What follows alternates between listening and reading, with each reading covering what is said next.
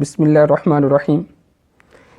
کافی عرصے سے ساتھی یہ اصرار کر رہے تھے کہ محمد علی مرزا نے ایک پمفلٹ لکھا ہے مکمل نماز محمدی، اور اس کے اندر لکھا ہے کہ نماز محمدی کا واحد سنت طریقہ مستند کتب حدیث میں موجود صحیح احادیث کی روشنی میں، اور نوجوان نسل کو یہ تاثر دینے کی کوشش کی ہے کہ نبی اکرم صلی اللہ علیہ وسلم کا نماز پڑھنے کا یہی صرف ایک طریقہ ہے، اور آناف جو نماز پڑھتے ہیں وہ نبی اکرم صلی اللہ علیہ وسلم والی نماز نہیں پڑھتے، بلکہ وہ امام ابو حنیفہ رحمہ اللہ تعالی والی نماز پڑھتے ہیں، کیونکہ ان کی نماز کی کتاب کے اوپر لکھا ہوا ہے نماز حنفی۔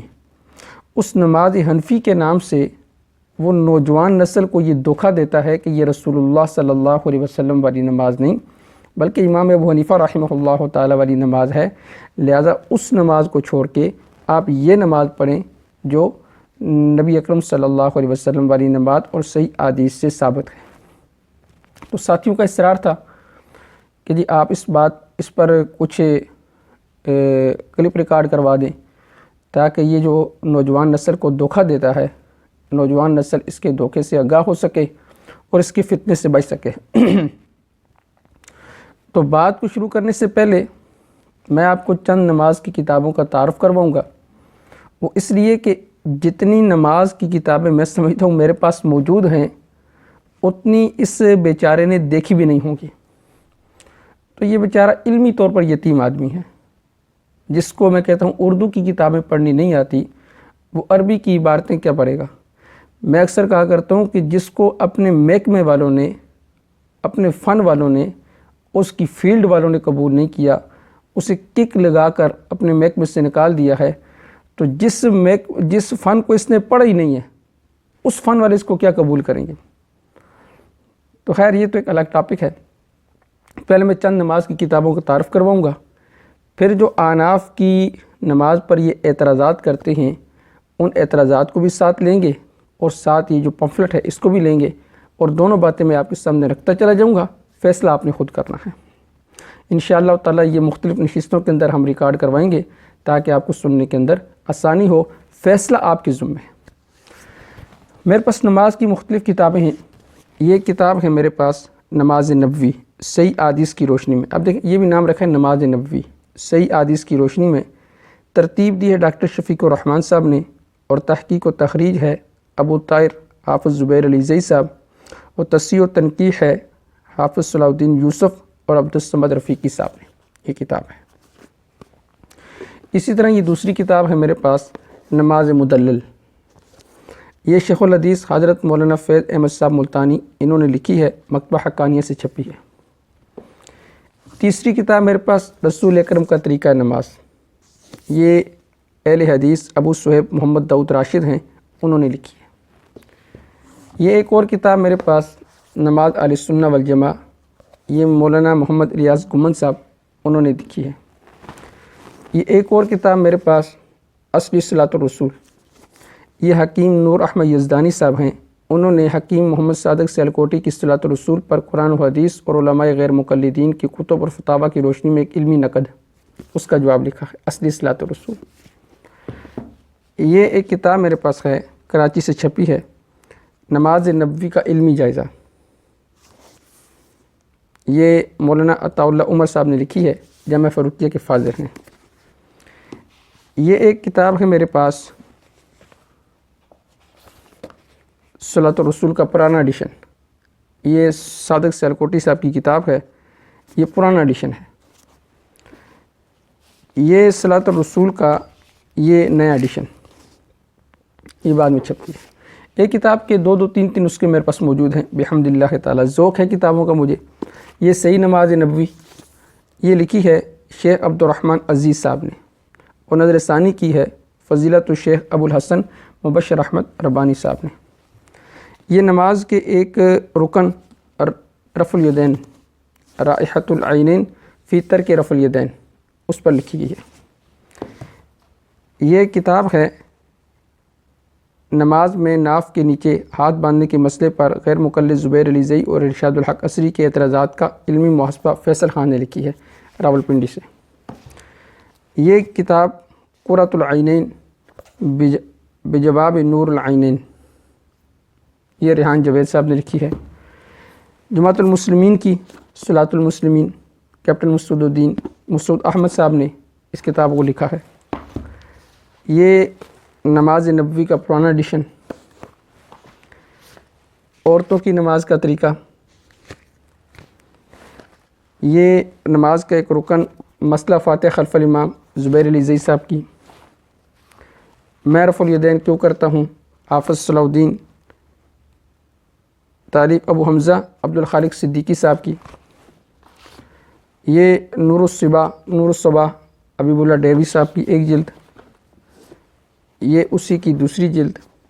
یہ جواب ہے نور العینین، یہ نور العینین کے 2 ایڈیشن ہیں، یہ پرانا اور نیا، ان کا جواب ہے نور الصباح۔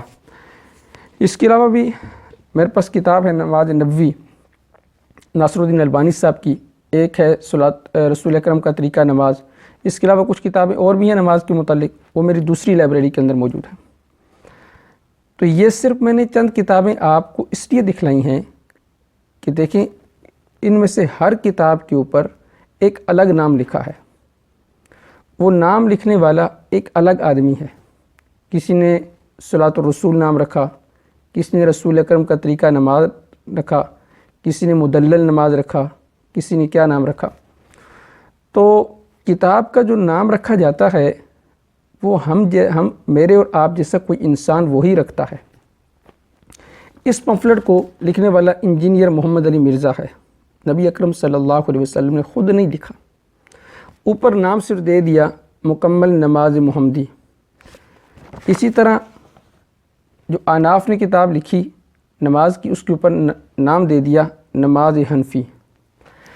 اب اعتراض یہ کیا جاتا ہے کہ یہ جو حنفی ہیں یہ نبی اکرم صلی اللہ علیہ وسلم کی نماز نہیں پڑھتے بلکہ امام ابو حنیفہ رحمہ اللہ تعالیٰ کی نماز پڑھتے ہیں۔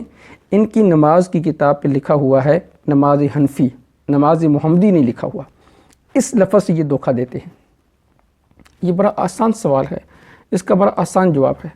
اب میں آپ سے پوچھتا ہوں کہ اس کے اندر جو حدیثیں لکھی ہیں، کہتے ہیں یہ بخاری کی حدیث ہے، مسلم کی حدیث ہے، ابو داؤد کی حدیث ہے، ابن ماجہ کی حدیث ہے۔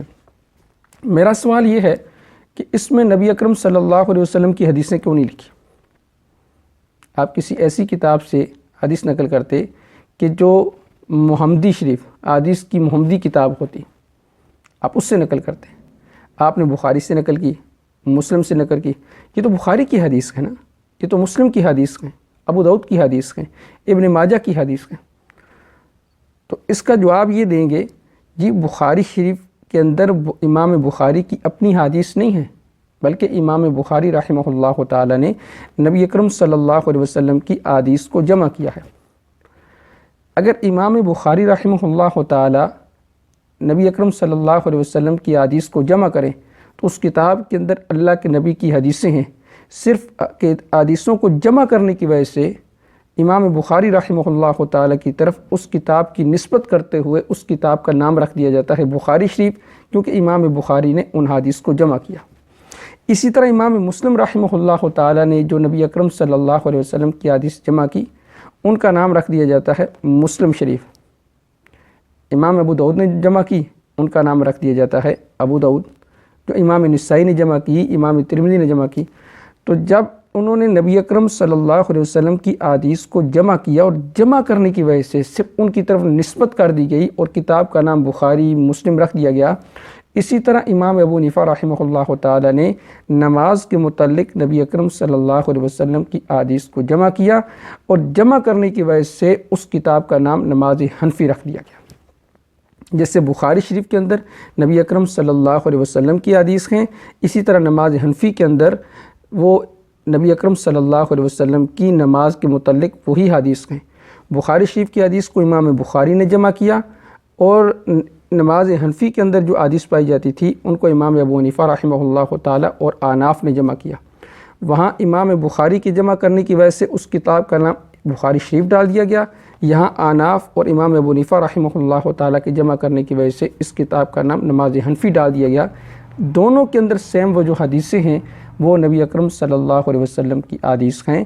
لہٰذا اس بات سے دھوکہ دینا یہ تو سراسر دھوکہ ہے کہ یہ امام ابو حنیفہ رحمہ اللہ تعالیٰ کی نماز ہے اور یہ اللہ کے نبی کی نماز ہے۔ یہ اسی طرح ہے جیسے بخاری شریف کے نام سے کوئی بندہ دھوکہ دے کہ اس کے اندر امام بخاری نے اپنی حدیثیں جمع کر دی، اللہ کے نبی کی حدیث جمع نہیں کی ہے۔ تو لہٰذا یہ دھوکہ ہے کہ یہ نماز حنفی کے اندر نبی اکرم صلی اللہ علیہ وسلم کی حدیث نہیں بلکہ امام ابو حنیفہ رحمہ اللہ تعالیٰ کی نماز کا طریقہ لکھا ہوا ہے۔ یہ پہلی بات۔